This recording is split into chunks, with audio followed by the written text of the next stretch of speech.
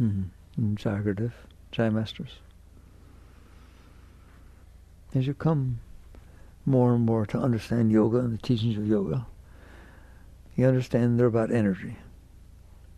People who do yoga as exercise find that their energy changes, their moods change, their mind changes. Not all exercise does that. It's because the great masters in the past, thousands of years ago, it was all about energy. And what you're going to find out, I hope as soon as possible, is that you are energy. You're total energy. You're filled with energy. What you call love is energy. What you call joy is energy. What you call depressed is a lack of energy. What you call high is energy. It's all energy. The trouble is the energy's blocked. And that's what yoga is all about. It's about the energy and removing the blockages. There's nothing else that it's about. Anything else you want to define it as is wrong. It's mantra, asanas, pranayama, everything. It's about energy. Those are just techniques for cleansing blockages so that you can experience the energy. They're not about building energy. It's not. It's not about building energy. Yogananda once said, if all the energy you're capable of inside of you flowed, you'd blow up. That's how high you are. That's how much energy there is. Well, why don't I feel it? Because you're blocked. I always talk about that. What else is there to talk about? You can talk about how beautiful the sun is, but when it's covered by clouds, you're just talking. Remove the clouds. Clear out the clouds. You'll see the sun. Clear out the blockages, and you'll feel the energy. So eventually you'll catch on that to go for the energy without clearing the blockages, one, doesn't last. It's just a temporary experience that you get to have. Oh my God, I got so high. Why is that the past tense? I don't want to talk in the past tense. At the stage in my life, I just said, I don't want anything that I can't keep. I don't keep going up on a yo-yo. Keep going up and down for. Same thing with love. Same thing with joy. Same thing with passion. Same thing with all this stuff. What do you want to have it and then it's gone? Have it and it's gone. Then what happens? You have to chase it all the time, don't you? You chase love. You look for joy. You look for passion. You look for things that are exciting. Why? Because you don't feel excited. You don't feel love. You don't feel joy. Eventually you mature in this whole process and you realize, I don't need what's temporary. I need to find out why it's temporary. And you find out why I don't feel it all the time. Sure, I can find somebody and get excited and have some fun, but why don't I feel that way all the time? Why do I need somebody? Doesn't mean you don't. It's not renunciation. People so misunderstand the path. There's no true renunciation on the path. Renunciation is the stupidest concept anybody ever came up with. Renunciation means I found a way to get happy, but I'm not going to do it. Well, I feel sorry for you. Well, then if I'm not renouncing, then what am I doing? You're trying to find out why you're not happy all the time.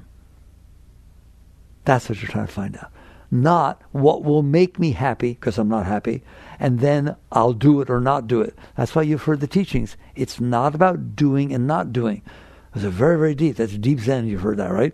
What they say. It's not about doing or not doing. It's about being. But I understand.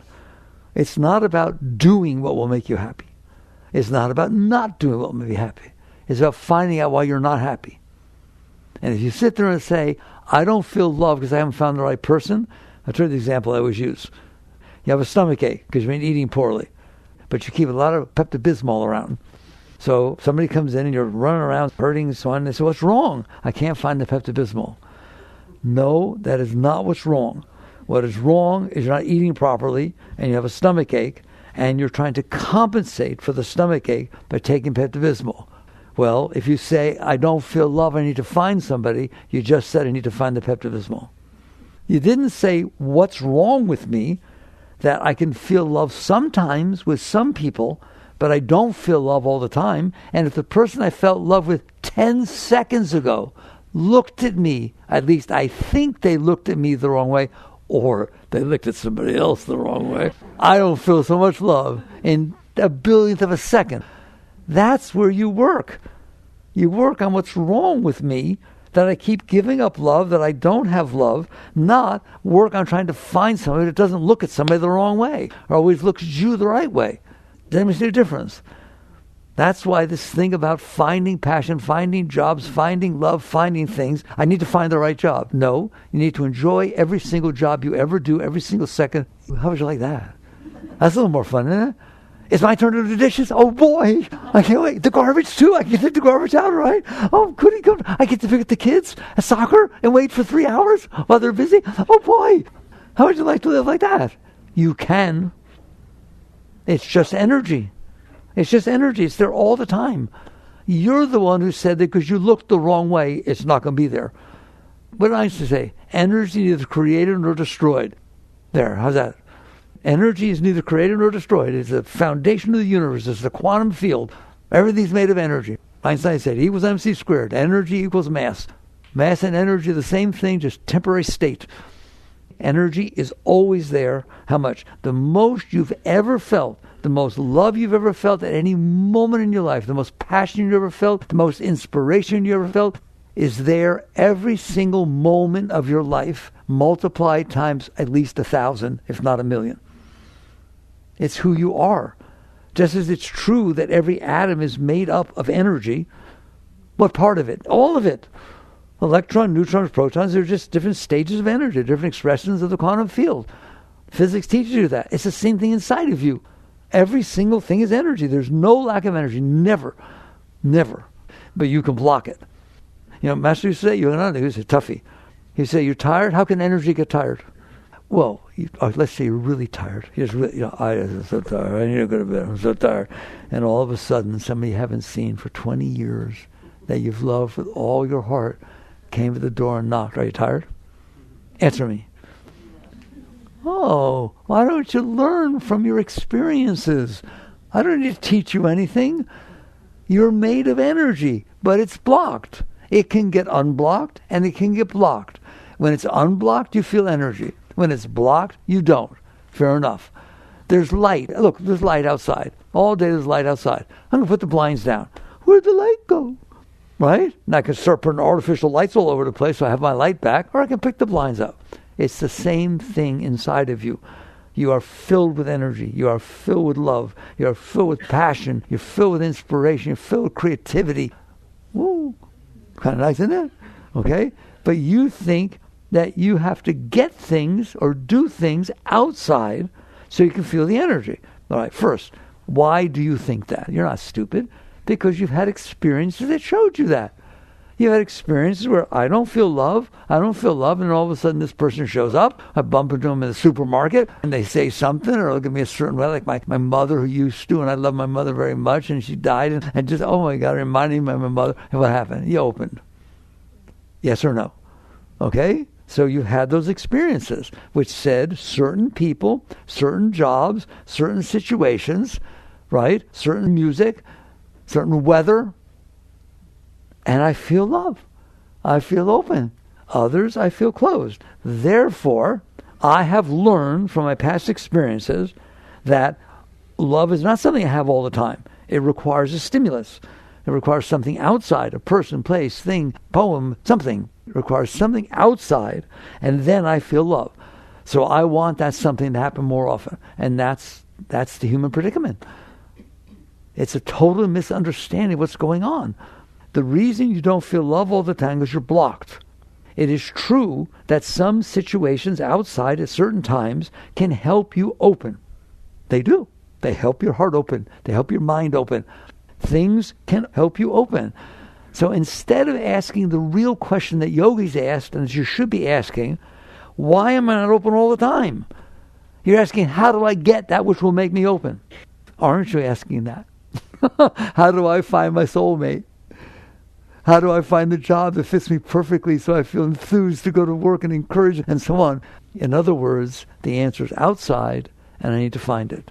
And if I don't feel love because I haven't found it, if I don't feel inspiration because I haven't found it yet, so therefore you're running around as fast as you can all the time, just like everybody else is, trying to find that which will open you. And, I forgot to say, things can close you too, can't they? A lot of things can close you, can't they? Like I scratch my hands on the blackboard. It doesn't take much to close you, does it? Wait a minute. It's starting to rain. Darn it. It's so hot. All these things. Oh, I got the blouse. Oh my God, it faded. Oh my God, I dropped something on it. Oh my God, like, how many things can close you? Probably as many stars as are in the sky. So you not only have to go out there and look for that which will open you, you have to make sure you don't find that which will close you. You have to get what you think will open you and avoid what you think will close you. Have I covered your life? Is that not what you're doing all day? Trying to avoid that doesn't do good, and trying to get which makes you feel good. Did you have a good day? 50-50. What does that mean? It's just, you got to, once in your life, just once, you have to listen to the truth.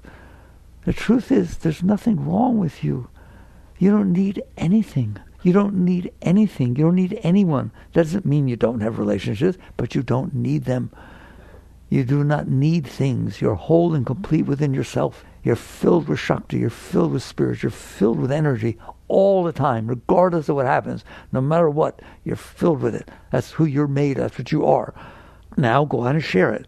Not, I need to go out and find it. That's the difference. That's the difference between a worldly life. Nothing wrong. It's not a dirty word. It's like something into money or greedy. No. A worldly life means I think the answer to my issues are in the world. A spiritual life is I understand if I have any issues, they're mine. I did it. I blocked myself. Just because you look at her a certain way does not have to block me. I have to have this whole complicated psyche inside of me that says, well, I like you and I don't like her so much. And if you look at her that way, maybe you'll end up talking to her and find out that she doesn't like me either. Otherwise, just somebody's looking at somebody. But not to you, it's not, is it? You did that. You created the psychological patterns inside of you that are blocking you, and therefore you don't find energy. So a worldly life is the answer to my issues, why I don't feel love, why I don't feel joy, why I feel pain and fear and all that kind of junk, is outside in the world. So I need to find what will open me and avoid what will close me. A spiritual life says, not a chance in the world. The world changes all the time. Everybody changes all the time. You change all the time. That which you want changes all the time. That which you don't want changes all the time. That's what the Buddha say. It's temporal. Buddha said all of life is temporal. Christ said, don't build your house on sand. What does that mean? Does it stay all the time? Does everybody end up exactly the way you thought they were? Ever? No, of course not. You're building a house on sand. You're complicated, aren't you? Psychology says you are the sum of your learned experiences. Ever heard that? They say man's the sum of learned experiences. I have to qualify that. You are the consciousness aware that your psyche is the sum of your learned experiences. You are watching the sum of your learned experiences, aren't you? I like this. I don't like that. How do you know? How do you know it said that? Because you're consciousness. You're aware. But psychology is right. You are watching the sum of your learned experiences. Everything your mind says, sum of your learned experiences. Everything your heart does, personal, sum of your learned experiences.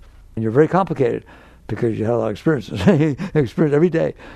You could love somebody tremendously. Or I'll do the other. I don't like them. I'm not interested. I never liked them, right? Somebody comes up to you.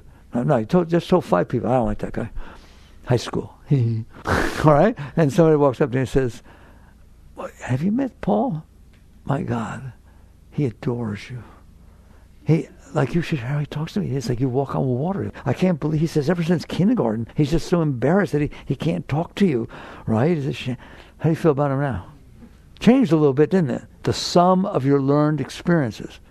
Don't say, well, that's logical. It's just the sum of your learned experiences.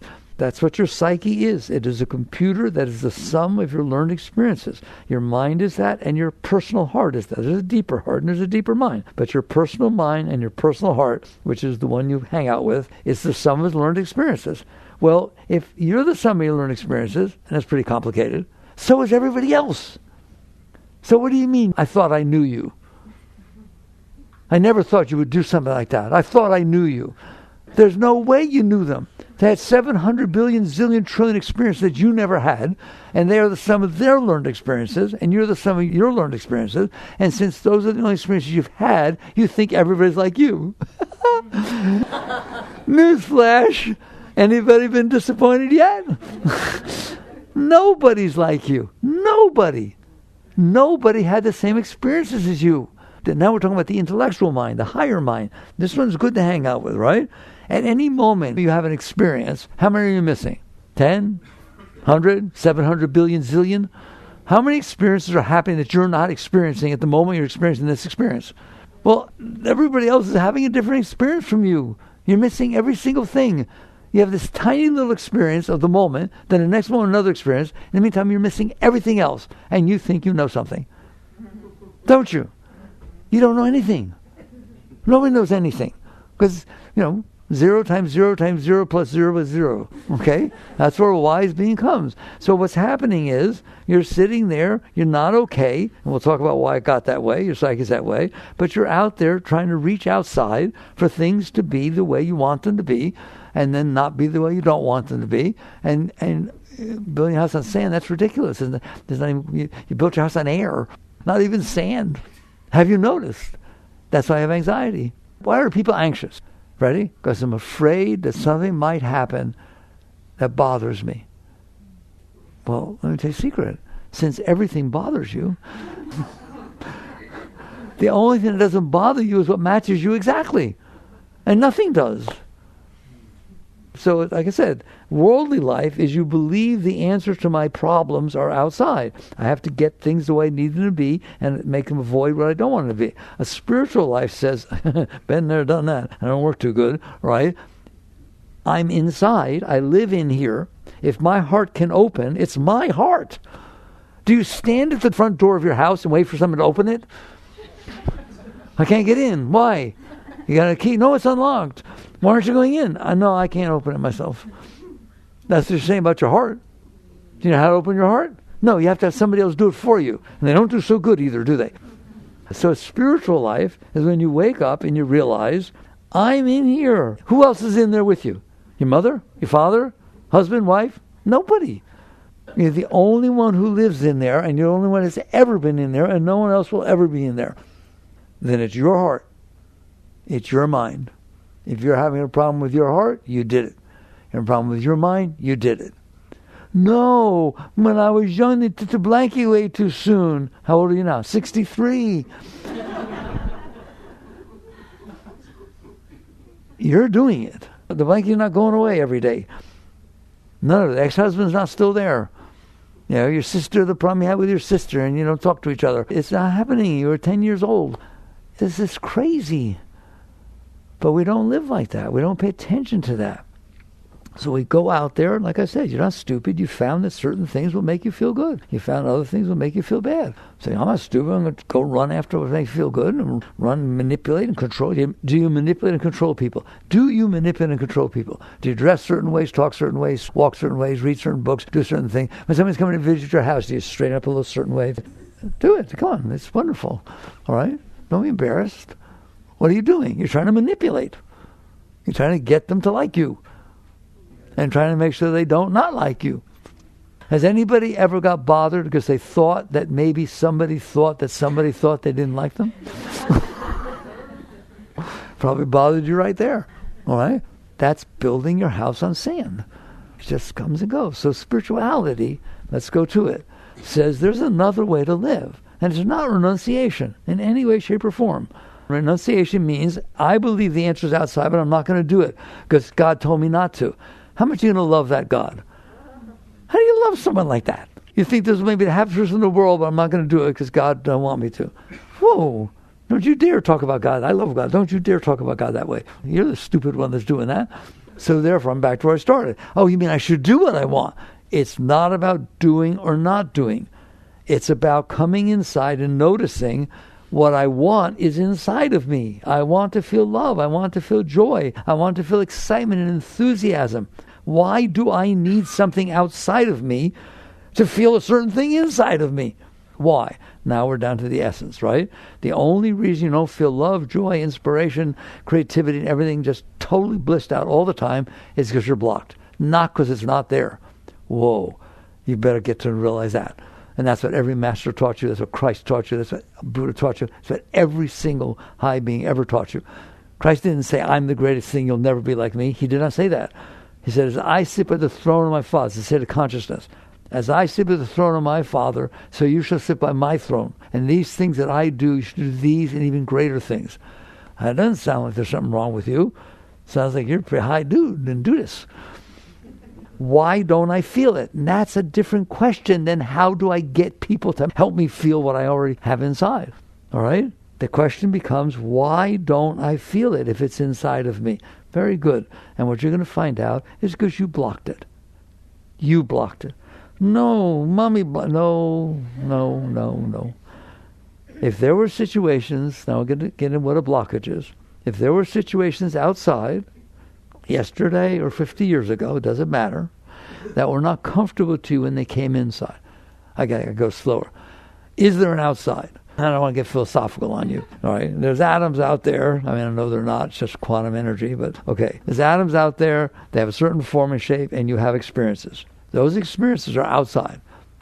They're outside. The events are outside. If I see her, does she come in? No. What happens is light reflects off of her, comes in, and my senses pick it up. The only reason you see the outside is because you have sensors. Computers will call them sensors. You choose to call them senses. Sight, touch, smell, etc. So energy from outside comes in. It comes in through your senses, and it comes inside. There's an inside. Any of you in there? Is there an inside or just an outside? I could ask a child that. They would answer properly. You're in here, and the stuff comes in, and you experience it. Of course you do. It came in, you experience it. If you open your eyes, you see what's there. If you're inside, you feel what came in, don't you? All right? Sometimes it feels good. Sometimes it feels bad. Sometimes it feels really good, and sometimes it feels really bad. Okay? Ready? You know what yoga says? Yes. Everything has its nature. Certain things have a nature. They come in, a rattling rattlesnake, all coiled up 10 feet from you. Whoa! That's something, I felt it. That's something else to feel altogether. It doesn't feel good. It feels like it's supposed to feel. It has its nature. There it comes. Something else, butterflies land on you. It's just, whoa. It's just a beautiful thing. It's called reality, isn't it? You want a shark to feel like a butterfly? So you go pick it up? Or a rattlesnake? Oh, come here. No, they're supposed to be the way they are. They have their nature. They have their vibration. It's part of creation. It has nothing to do with you. I like to ask you all the question, is it okay with you? I mean, slow down before you answer. Is it okay with you that Saturn has rings? You better just look at me like, what kind of question is that? Has nothing to do with me. I have no right to even have an opinion. How about that's true of everything? Is it okay with you that a rattlesnake feels scary? Is it okay with you that a butterfly is neat when it lands on you? It's not about changing the experience. It's about being able to handle the experience. The rattlesnake doesn't stay there, but inside of you it does. And that's your blockage. That's why I always use that example. People say, you always use the same example. Yeah, it's a good example. The rattlesnake's there. You're feeling fear. You feel this. Okay? And then it crawls away. For the next 10 years, you won't go to the zoo because there's a reptile exhibit. You're afraid to walk in the woods. You walked in the woods all your life until that moment. So all of a sudden, it's full of rattlesnakes. No, it's no different than it was before. But you are. Why? Because you didn't let it go. It's so easy to talk about what a blockage is. It's so easy to talk about how it got screwed up. Now we're talking about the inner life. Events come in. They're supposed to. They come in. And they have different vibrations. They have their nature. If you're okay with it, doesn't mean you like it. Doesn't mean, I'm not lying. I'm not saying, oh, the rattlesnake was fun. No, the rattlesnake was scary as hell. Okay? Fine. But it left. Why do I need to keep that inside of me? Well, if I want to remember what a rattlesnake looks like, what's wrong with that? Nothing. There's nothing wrong with memory.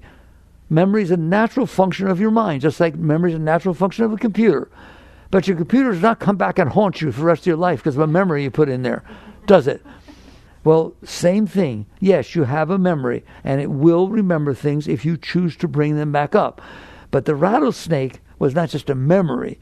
You didn't just store the rattlesnake. You stored your fear, your anxiety, your repulsion toward it, everything. You stored this whole package that basically said, what you really stored was the following: I don't want to have had that experience. How's that? That's what you stored. I don't want to have had that experience. Anybody ever have an experience they didn't want to have? Anybody in essence said, I don't want to have this experience? Is that not what Freud talks about suppression?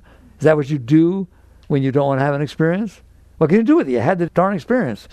That's so silly. I don't want what just happened to have happened. I'm sorry. Because you better yourself a time machine.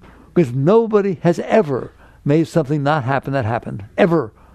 Well, what if I make you apologize? It still happens. You just kind of put a sandwich on top of it. I put Pepto-Bismol on top of it. I'm so sorry. I didn't really mean to hurt you. I didn't know you would take it that way. Please forgive me. Okay, that's just a Pepto-Bismol because you still got that down there. You're still afraid he'll do it again. Do you understand that? Whew.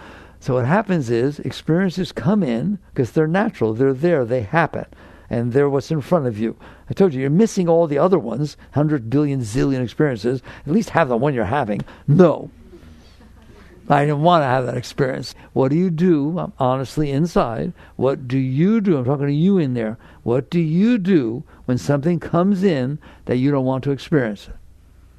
It's really beautiful. You push it away. You, in essence, outside it happen. That doesn't mean it has to happen inside.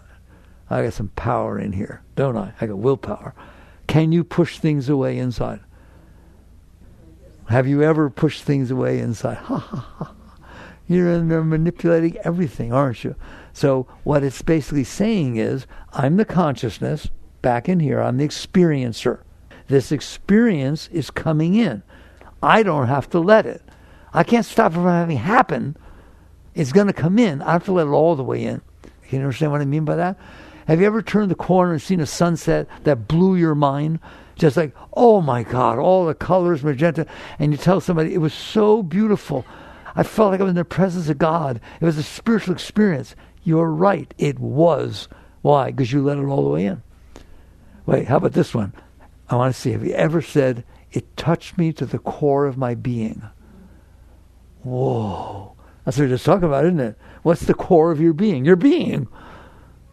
That's you in there, the experiencer. It's your being. If you let it all the way in, it's like the river flowing into the ocean. It's so beautiful. It's like, whoa. But I ain't letting that rattlesnake in there. No, no way. The vibration's too scary, right? I can't handle it. So what do? I push it away. I had the experience, but I didn't fully have the experience, did I? I suppressed it. I repressed it. I resisted it. I did something to keep it away from me so that I didn't have to experience the fullness of the fear, the fullness of the self-consciousness or the embarrassment or the whatever it is. I didn't want to feel it. And so I pushed it away. Lots of ways to do that. You can suppress it. You can rationalize. Oh, he didn't mean that. I know he didn't mean that. He would never have meant that. No. I must have misunderstood that. It's a nicer way to do it, right? At least something goes through a little bit. You still didn't let it all the way in, did you? Okay? There's no way. So basically, when something comes in that does not feel good, you don't want to experience it. You have hands in there, hands of will, and you push them away. That is what's meant by a blockage. That's putting the blinds down. What do you mean? It's just an experience. It's over. It's not over in you. It will affect the rest of your life. Anybody in psychology that will disagree that what you push down there, like Freud, Sigmund, come over here. If they push it down there, will it just dissipate down there and just fly away someday? No, it will be there for the rest of your life, won't it? When you're 60 years old and you see your sister, it'll remind you that she got the bicycle that you didn't want. I want to know, is it true or not? Okay, it's because those are blockages. You stored, they call them some scars in yoga. I told you, yoga's all about energy. Well, why are we talking about blockages? Because that's what's blocking the energy. There's no reason to talk about energy if you're going to block it and say, I want it. It's real. Real spirituality is not about all this mumbo-jumbo stuff. It's about getting rid of blockages. It's called cleansing. Cleansing doesn't mean washing more often. Cleansing doesn't mean never swearing. You know that from me. Cleansing doesn't mean wearing white. It's okay, you can wear white, don't worry. I'm not saying you can't do things. I'm just saying cleansing means what I'm talking about. You got stuff in there, and it gets hit, doesn't it? And what do you do when it gets hit? You push it back down. You yell at somebody. You manipulate. Don't do that again. Don't you dare ever talk to me that way again. Get out. Spirituality is not about developing a life outside that doesn't hit your stuff inside. That's like making sure I never run a Pepto-Bismol, but I keep eating garbage that makes me sick. Spirituality is not about attracting to yourself that which you want so that you feel better. It is not about repelling, using mantras and stuff so you don't have to experience things that hit your stuff. Spirituality is about getting rid of your stuff. Spirituality is about, if there are things out there that can hit my stuff, that's my fault. It's my stuff, and I don't want it in there. I want to wake up in the morning. I told you how a great being wakes up in the morning. I'm back. I wonder what will happen today. Are you anxious? For what? What do I care? It's going to be fun. Well, but I don't understand. Don't you have to go to work? No, I get to go to work. I don't have to go to work. I get to go to work. I say, well, I'm going to be doing something. I'm not going to just sit around and do nothing. I don't like doing that. I'll go to work and I'll put widgets on an assembly line. But you've been doing it for 30 years. You have to do it better every day. Why not be like that? Because you can't, because you're blocked. And now what you need to do is avoid the things that hit your blockages and find the things that get around your blockages. Oh my God, he looked just like my uncle. And I love my uncle so much, right? I haven't seen him. He died years ago. I want to go out with him. He's not your uncle. You hear me? It's just, it managed to get around your stuff and bring some energy up because it brought something nicer. Here's some scars move around in there, don't they? That was just a problem today. It wasn't a problem yesterday. It may not be a problem 10 minutes from now. Okay? So you try to create situations outside that will let you be okay. Let's get to the point. The point is you have another way you can do this, and it actually works. Because that don't work. There's no way. No one has ever gotten what they wanted and not wanted something else. Are you the exception? Right? You got the toy, didn't you? It's over? Rest of your life? Done? Now, don't look next to you. You found the husband or wife, huh? It's over? Had the kid? It's over? That's the beginning and end of your whole life. It's wonderful. Children are wonderful. I don't need anything else. Nothing will ever bother me ever again. I'm done. It doesn't work like that. But you can be done. You can, every single moment of your life, walk into that moment and be honored and privileged that you are the one that's experiencing that moment. No one has ever experienced the moment you're experiencing. You're sitting behind her, you're looking this way, the light is falling here. No one has ever, is right now, experiencing the same moment you're experiencing. No one ever has, because it never happened before. No one ever will, because it won't happen again. So you're pretty special. People like to feel special. How special is that? You're getting a custom moment that no one else will ever have or ever had. I don't understand why you don't get that. So that's how you live. It's like, wow, hi moment. Hi rattlesnake, scary as hell. Hi tennis coach that opened my heart when I married. Hi. Thanks. Bye. It's just a moment passing before you. Of course it's going to feel different. It's meant to feel different. You want every moment to feel the same? How would you like that? Go to Mars. It's just dirt. There's nothing ever happening, right? Every moment feels different, doesn't it? That's God's gift to you. And personally to you. I bet you never thought about that. No one has ever experienced the moment you're experiencing. And has ever or will ever. And that's true for every moment you ever experienced. Wow. Quite a video game he made, isn't it? So what's wrong with honoring the moment? Because you can't. Why? Because you stored all this garbage. Because the moment hits your stuff. It's not exactly the way you decided you needed it to be for you to be okay. And maybe it is exactly the way you don't need it to be to make you be worse. And so you're afraid of the moments. You need the moments. You're afraid of the moments. I don't even know how to talk about it. It's unbelievable, isn't it? That is the human predicament. What's Buddha's first noble truth? All of life is suffering. That's pretty negative. What kind of thing is that? Guess what? We just said it, didn't we? All of life is suffering. You're either not getting what you want or getting what you want, afraid you're going to lose it. Have someone find you really attractive and try to figure out why. So that you can wear the same thing next time or talk to them. And it creates anxiety, doesn't it? Everything creates anxiety. You're afraid that something will happen that you don't want to happen. You're afraid that something will happen that you do want to happen, but you don't know what you did to make it happen, how to get it to happen again. So the solution to all this is very, very simple. Not easy to do, but simple to understand. You have stored blockages inside of you, and that's why you don't feel this infinite, gorgeous, uplifting flow of Shakti. That's the only reason. It's there all the time. It's there right now inside. If you say, I'm depressed, no, you're not. You're looking at a depressed psyche. Consciousness does not get depressed. Consciousness is Satchidananda.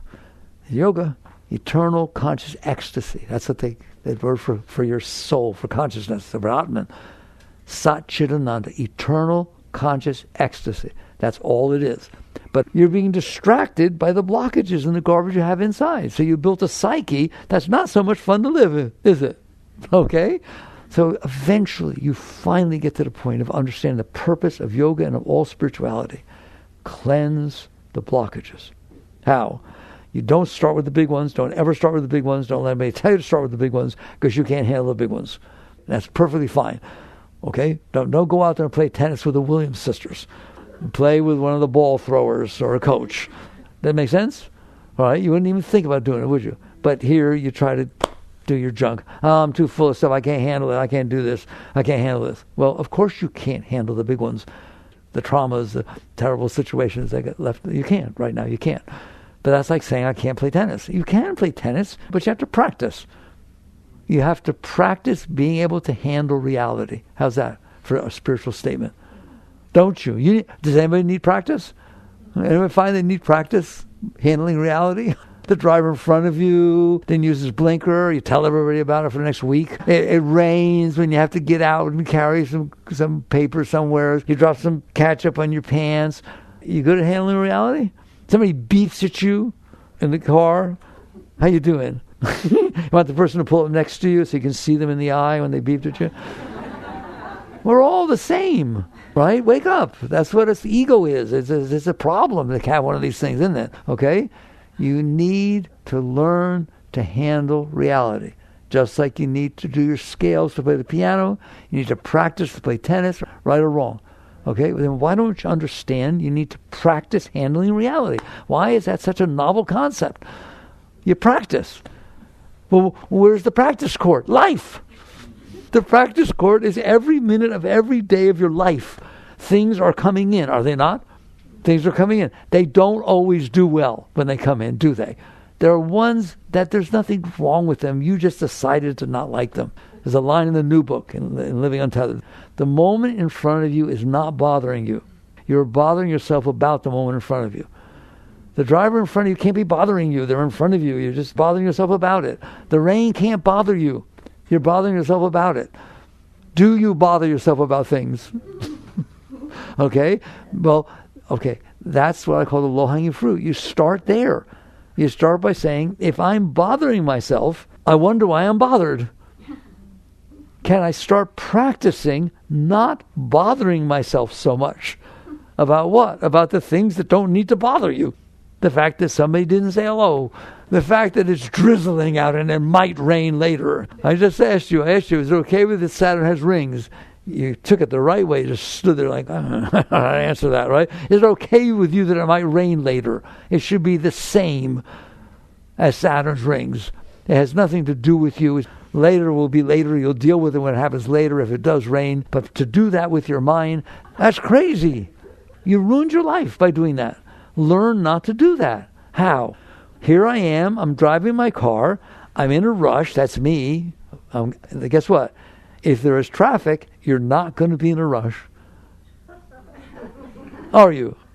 Come on, you understand physics. Objects hit each other, you know? Okay? So it's going to be, it's like Saturn's rings, right? Do I like that there's traffic? It's none of your business. You're in traffic. That's what it is. Okay? You have two choices. Honor and respect the moment that you're experiencing, or decide not to. By bothering yourself. That's what you did about it. What did you do about the fact you're caught in traffic? How'd you get out of it? Oh, I didn't. I just bothered myself a lot. That helped a lot. How did it help? This is where the practice field is. There are moments going to unfold in front of you that are not bothering you. You're bothering yourself about them. Big deal, you're in traffic. Do your mantra. Breathe. Listen to music. I don't care. Do you see what I'm saying? Take the ones that there's... How do you know it's low-hanging fruit? Ready? If you don't bother yourself about it, there's nothing else to do. I'm bothering myself that it might rain later. Okay, I won't. Now what do I do? Nothing. It's over. Isn't that neat? You can do this, can't you? And don't you dare think that this is not spiritual growth. This is spiritual growth. Not only... Here's your double benefit. Not only do you not be bothered, you stop bothering yourself. That's a fringe benefit. How would you like to not be bothered as much as you're bothered? You don't say, yeah, what do I do? Stop bothering yourself. How would you like to love your husband or wife more than you do now? Right? Stop picking on everything they do and deciding you don't like it. Guess what? I assure you, if you do that, you'll love them more. How can you love somebody that he slurps the soup? I can't believe it. Tell everybody. Go tell your friends what's wrong with your husband or wife. Don't you dare. It's enough that you did it. Now you're cementing it by telling somebody else. Your blockages need to be released. Okay? So during the day, when little things are happening, be conscious. Be centered. All right, what do I do if I'm sitting in traffic, or I got stopped at a light, and I'm just, all right? Or somebody didn't use their blinker, and I had to slow down because they didn't use their blinker. Come on, buddy. But I'm bothering myself, am I not? Okay, what do I do? My experience is you relax. What do you mean? You relax. Just instead of participating in this neurosis of bothering yourself about a meaningless thing, you catch yourself. You feel the tendency to resist, to push the energy away, and instead you relax. And what people misunderstand is they think I'm saying get the energy that's uncomfortable to relax. If you're going to sit there and try to manipulate and change all the energy that doesn't feel good, you'll be a very, very busy person, and you'll be neurotic like everybody else. That's not what you do. You sit there and say, I feel this, he didn't use his blinker, I'm stopped at the light, I feel the anxiety coming inside of me. Don't you dare try to change that anxiety into love. Later it will do it by itself. It's called transmutation. But that's not your job. Your job is, can I relax while this energy passes through? Not, I'll resist it, then turn it into something nicer because I can't handle it. In the end, you want to be able to handle energies that come through. You're capable. That's your spiritual growth. That's called spiritual evolution. You're now a more evolved being because you're able to handle somebody didn't use their blinker. You're able to handle the fact that you're caught in traffic. And you look at it that way. That is literally evolving. You're evolving by, I didn't used to be able to handle traffic. Now I relax. Good. That's very nice. I didn't used to be able to handle that when you came home, you were in a bad mood. You came in, you closed the door to your room, and you didn't say hello. I wasn't able to handle that before. When you came out, I said, what the heck was that? How dare you come in? All day I was looking forward to seeing you, and he just marched in and closed. Don't you dare do something. There, that means you couldn't handle it. What happens if he or she comes in that hard day? They go in, to close the door. They didn't want to yell at you or anything. Go in, close the door. They come back if they're feeling better. And you say, hi. Guess you didn't have such a good day, but we can have a good night. That a little nicer? You handled it. That's what it means to grow spiritually. That's spiritual growth, not seeing angels and bright lights that are there 1 second and gone next. What is that? What is that? Well, it's inspiring. I like it. Fine. I'm talking about change. I'm talking about evolving. And I'm telling you, it starts with these little tiny things. The little things that happen when you're practicing are what matter. They create the changes that make it work better. So from now on, play with these low-hanging things. Are they not there every moment of your life? Do you not bother yourself with all kinds of things all the time? It's just amazing. It's amazing. Do you ever worry about what somebody's doing when you're not with them?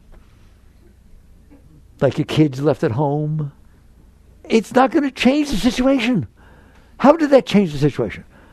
It just messed you up so when you get home, you don't have the love and peace and well-being to share with whoever you are worrying about or thinking about and so on. There's all these opportunities to let go. That's called letting go. So he said there's multiple aspects of not resisting, of you relax. If you relax, I'm telling you, if you relax, it will come closer. It will pass through you. But it won't be as bad as you thought it was going to be. Nothing's ever as bad as what your mind can make it. That mind knows how to make things look really, really, really bad. Like some people don't drive. Well, if I drive, I might get an accident. Yes. Oh, no, I don't want to get in an accident. Okay, fine. Just sit at home. You know that when you drive, you might be an accident. Okay? I've met people who say, well, there are drunk drivers. That person next to me could be drunk. No way I'm going to be on a road drive 70 miles an hour with some drunk. Oh, no way. It sounds rational when I talk about it, doesn't it? Okay, don't fly, don't drive, don't eat. Food could be bad. Who knows? Check the kitchen out first, right? You know what? You can make a mess with your mind, can't you?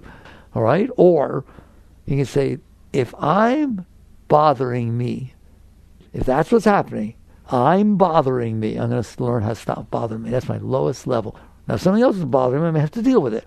But I'm talking about the stuff that you don't have to deal with. I told you, the definition of low-hanging fruit is if you stop bothering yourself about it, there's nothing to do. What do you do about the fact that somebody might be drunk driving next to you? Nothing. There's nothing I can do. Either don't drive or, okay, fine. It's a risk you take. It's not very big, by the way. Same thing with flying. Yes, there are plane crashes, but you all fly. You just don't do that with your mind. You don't use your mind to make every experience a bad experience because it could have been. I guarantee you, if you went to the doctor and they misread your x-rays and your CAT scans and said, oh my God, you've got cancer and you don't have very long to live. And then 3 days later, calls you up and says, God, I was looking at the wrong x-ray. I'm so sorry, all right? Okay, I guarantee you that's not the end of the experience with you. You're now scared to death of getting cancer. Nothing changed. But inside your little mind it did, didn't it? Okay? The sum of your learned experiences. Okay, and that's not low-hanging fruit, that's a little bigger. But if you will start with the simple ones, that there's no reason to be doing this. I said there's two benefits. One, you won't be as bothered. There's a bigger benefit. What? You just practiced not being bothered. Therefore, when something else happens, you'll be better at it. Just like when you play the scales, you get better at it. So the benefit of playing the scales is, oh, look, I played them right. It's not as big a benefit as the fact that you know how to play the things. And you can play something more complicated. It's the same thing inside. If you will deal with these low-hanging things and stop bothering yourself about all this little stuff, you're going to find out that you can handle things better because you practiced. And then something bigger will happen. And I guarantee you, somebody once said to me, I went to work and something happened at work. I didn't even think about it. I was driving home. I thought, that used to bother the heck out of me. Oh my God, I didn't even notice it. Oh, that's spiritual growth. You evolved. And what's beautiful is, it's not just about the weather. It means if I give a talk, maybe I'll mess it up a little bit.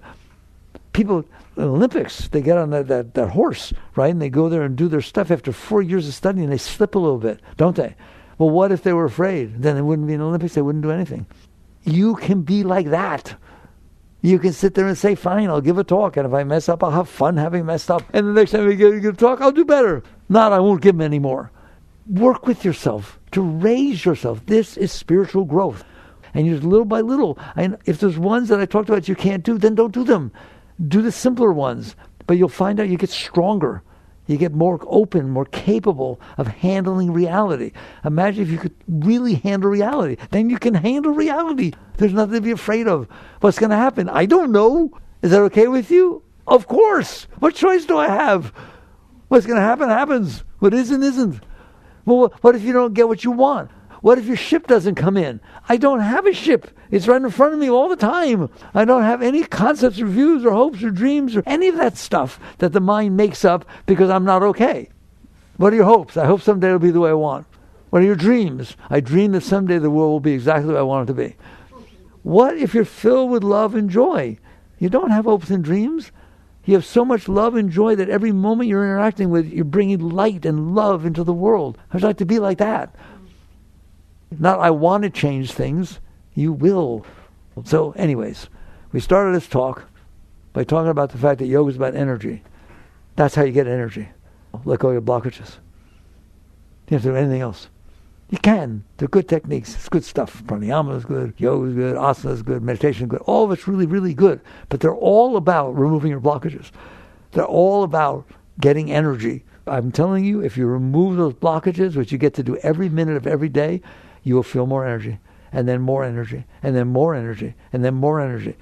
You don't have to know a single thing about the chakras. All of a sudden you start feeling energy pour out of here, right? And then out of here, and out of there. And it's just, you don't know anything about it. Good, I don't want you to know anything about it. Because it's real. They're energy centers, but they're blocked. Don't mess with them. Just unblock them. And you will feel the essence of yoga. All right? And I always finish the same way. Nothing I've talked about yet is high. Heart chakra opens, you feel love all the time, no matter what happens.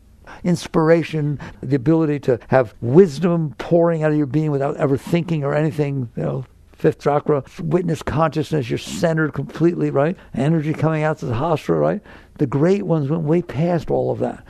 There was so much energy pouring inside of them that they were intoxicated every second. They couldn't walk. Ramakrishna had to walk behind him all day. At any moment, he'd hear the name of God or see something. Arm would go flying up, eyes would turn up, and fall over backwards and could stay there for days in ecstasy. And me, I'll do that. I want to be that. But it'll be embarrassing. No, it's not embarrassing at all because you're not there. What happens is the energy gets so high that your conscience gets absorbed in it. It's the most beautiful thing you ever experience. And eventually, just like when you're with a lover, you wish you could just merge. You get so close it merged that you have the ability for consciousness to merge with energy. Shakti, Chit Shakti, consciousness merged with the energy.